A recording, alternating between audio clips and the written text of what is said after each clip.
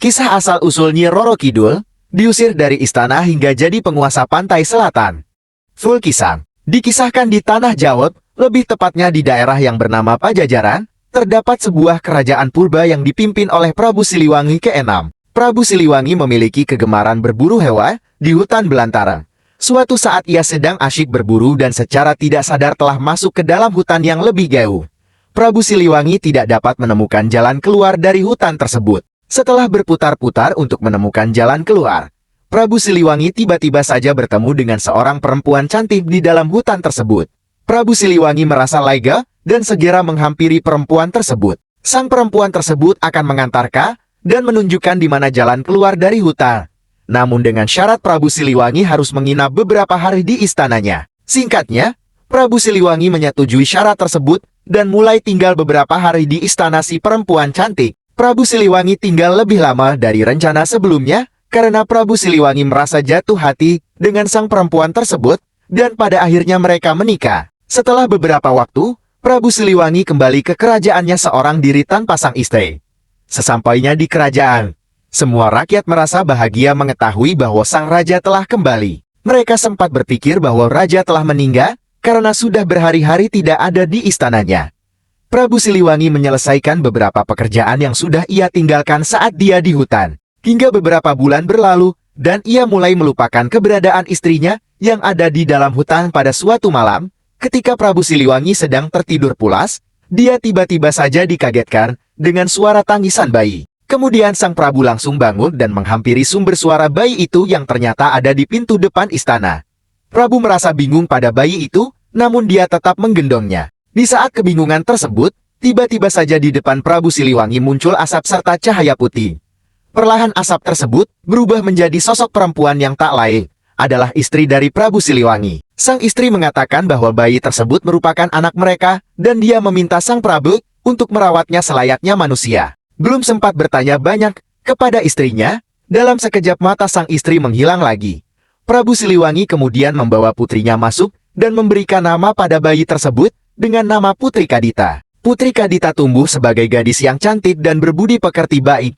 Kecantikan Putri Kadita terkadang mengingatkan Prabu Siliwangi kepada istrinya. Sang Prabu berusaha mencari istrinya ke dalam hutan, namun hasilnya sia-sia.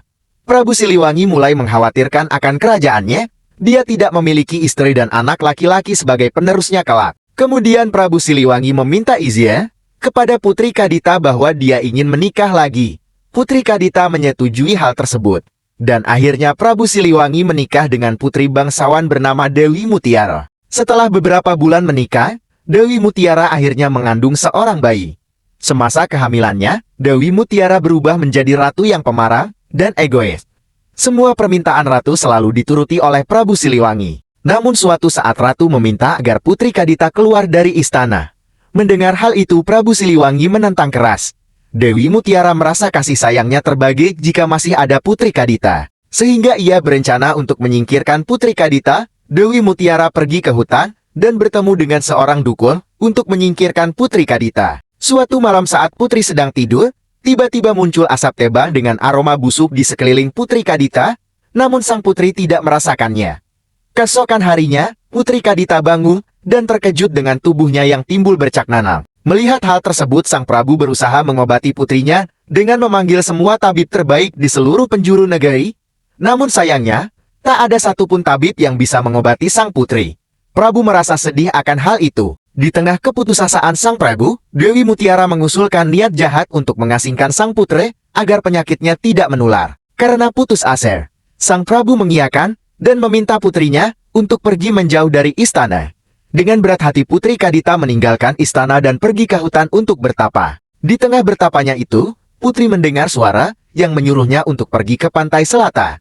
Suara tersebut diketahui milik sang ibu atau istri Prabu Siliwangi. Putri Kadita yang merasa yakin akan suara itu, kemudian berlari ke arah pantai selatan selama berhari-hari. Sesampainya di pantai selatan, suara milik ibunya muncul lagi dan menyuruh Putri Kadita untuk menceburkan dirinya ke dalam air. Putri Kadita kemudian mulai menceburkan dirinya ke dalam laut, dan ajaibnya, penyakit kulit yang dideritanya seketika sembuh. Putri Kadita akhirnya memutuskan tinggal di laut, dan membangun istana serta mengumpulkan ribuan pasukannya. Dari situ Putri Kadita dikenal sebagai Nyi Roro Kidul atau Ratu Pantai Selatan. Jangan lupa like, komen, share, dan subscribe.